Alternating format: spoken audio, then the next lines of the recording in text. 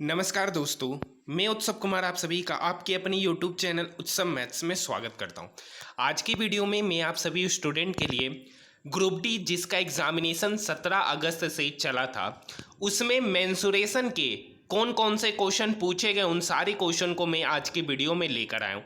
ये सारे के सारे 100% ऑथेंटिक और जेन्युइन क्वेश्चन है जो कि आपके एग्जामिनेशन ग्रुप डी में पूछे गए हैं। और इसमें कुछ ऐसे क्वेश्चन है जो मैं आपको बताऊंगा कि ये बार बार इस टाइप के क्वेश्चन आपके एग्जामिनेशन में जरूर पूछे जा रहे हैं।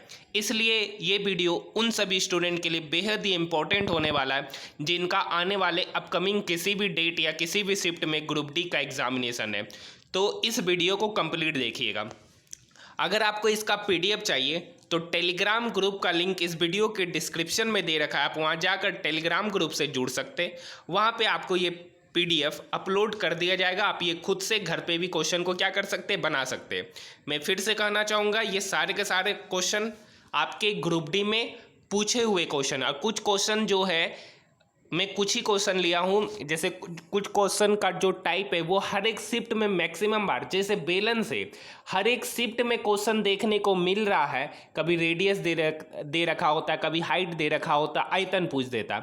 और मेंसुरेशन में जितने भी क्वेश्चन पूछे जा रहे हैं वो सिंपल फॉर्मूला बेस्ड क्वेश्चन पूछे जा रहे हैं। तो पेपर का जो लेवल है मेंसुरेशन का वो बेहद ही इजी टू मॉडरेट रखा गया है। मतलब सिंपल फॉर्मूला लगा के सारे क्वेश्चन को मेंसुरेशन का क्या किया जा सकता है, विद इन सेकेंड एग्जाम में बनाया जा सकता है, क्योंकि इसी टाइप के क्वेश्चन अभी तक पूछे गए हैं। तो आइए आज की वीडियो को शुरू करते हैं।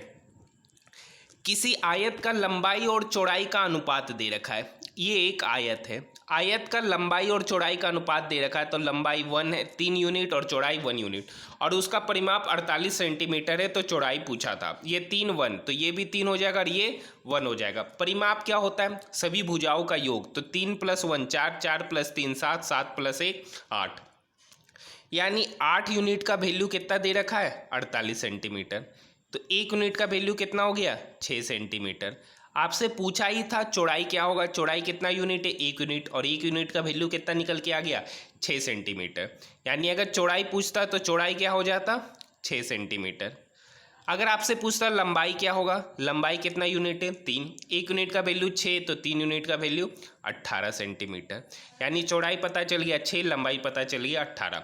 अगर अगर क्षेत्रफल पूछ देता तो लंबाई गुना चौड़ाई, यानी 18 गुना 6, 18 गुना 6 108 सेंटीमीटर स्क्वायर। ये इस क्वेश्चन का अगर क्षेत्रफल पूछ देता तो 108 सेंटीमीटर स्क्वायर हो जाता।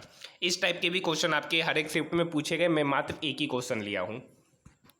नेक्स्ट क्वेश्चन है, बेलन का त्रिज्या 24 सेंटीमीटर और ऊंचाई 28 सेंटीमीटर है, तो उसका टोटल सरफेस एरिया क्या होगा। इस टाइप के भी क्वेश्चन हर एक शिफ्ट में, डाटा थोड़ा सा चेंज हो रहा है लेकिन हर एक एग्जाम में, मतलब इतना दिन जो एग्जाम अभी तक ग्रुप डी का चला है, मैक्सिमम शिफ्ट में इस टाइप के क्वेश्चन पूछे गए हैं। तो आइए हम बात करते हैं बेलन का टोटल सरफेस एरिया। हिंदी में बात करेंगे तो संपूर्ण पृष्ठ का क्षेत्रफल, संपूर्ण पृष्ठ का क्षेत्रफल क्या होगा, यही पूछा है।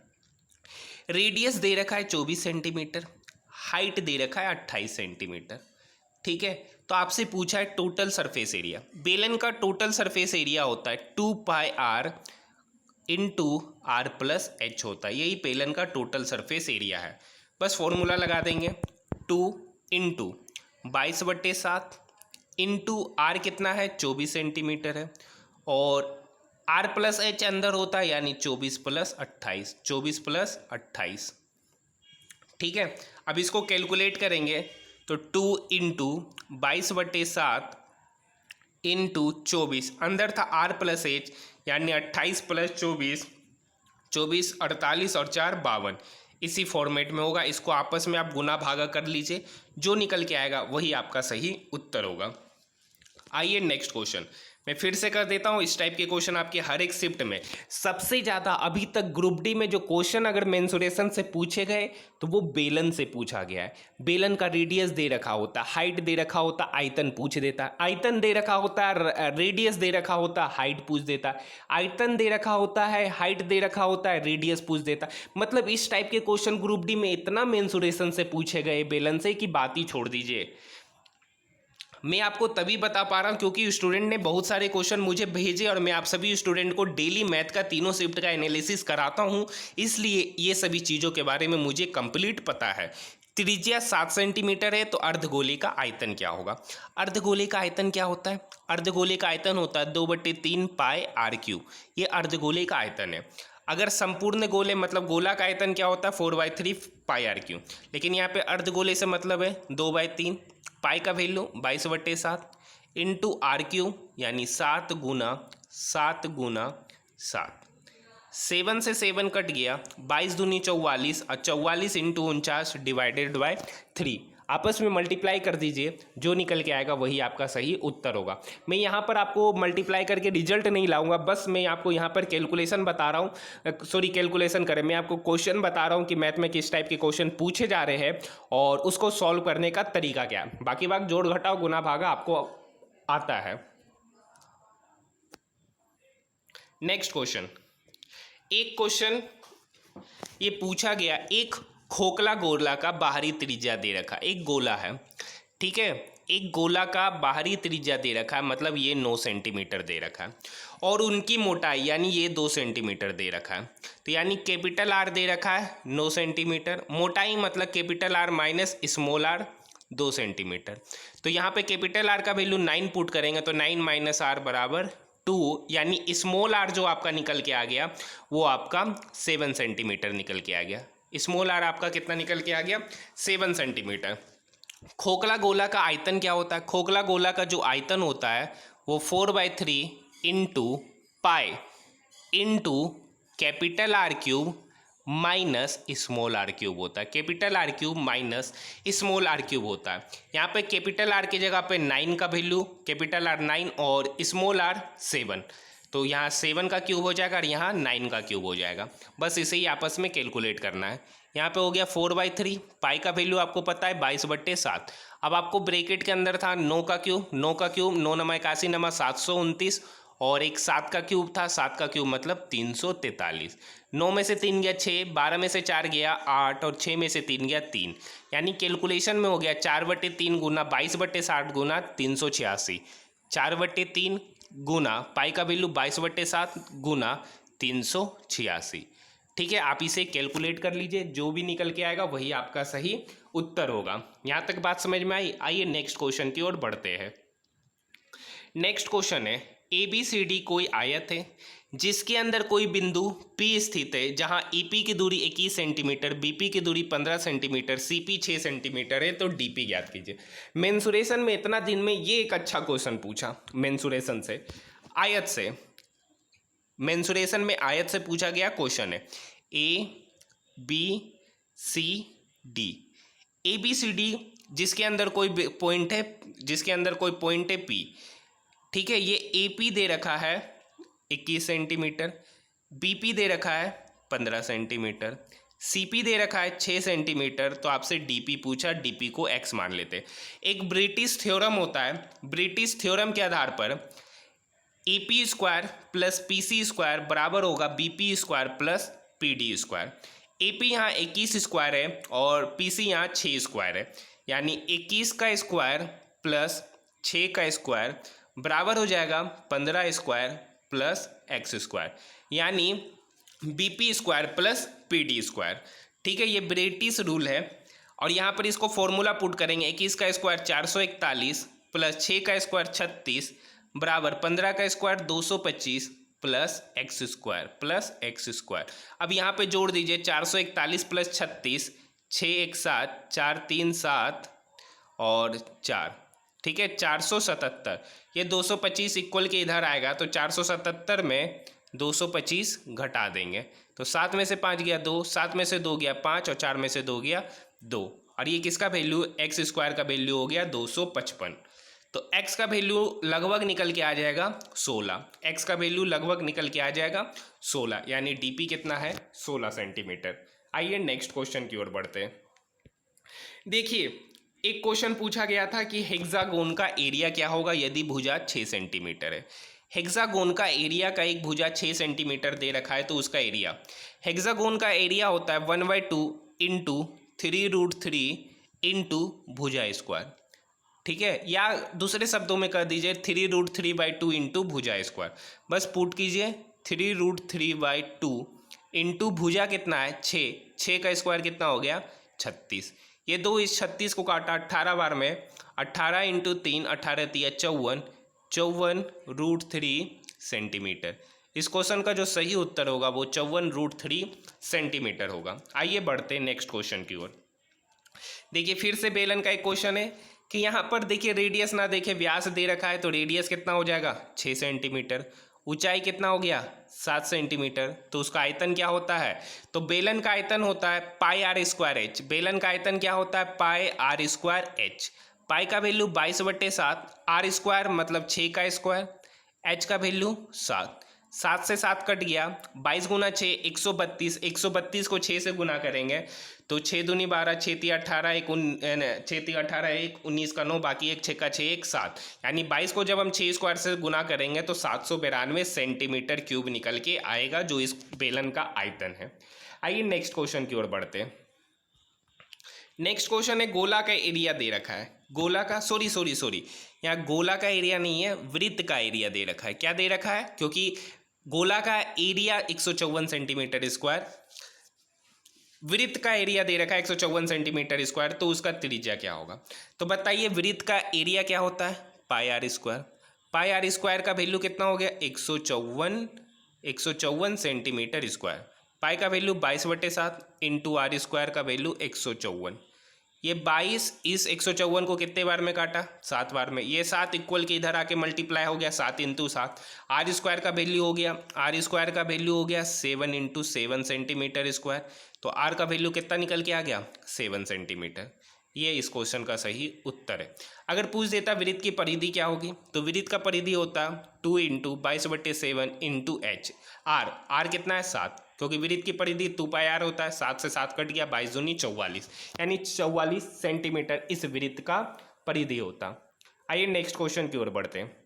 फिर से आप देख सकते हैं बेलन की त्रिज्या दे रखा 5 सेंटीमीटर, ऊंचाई 60 सेंटीमीटर, तो आयतन क्या होगा।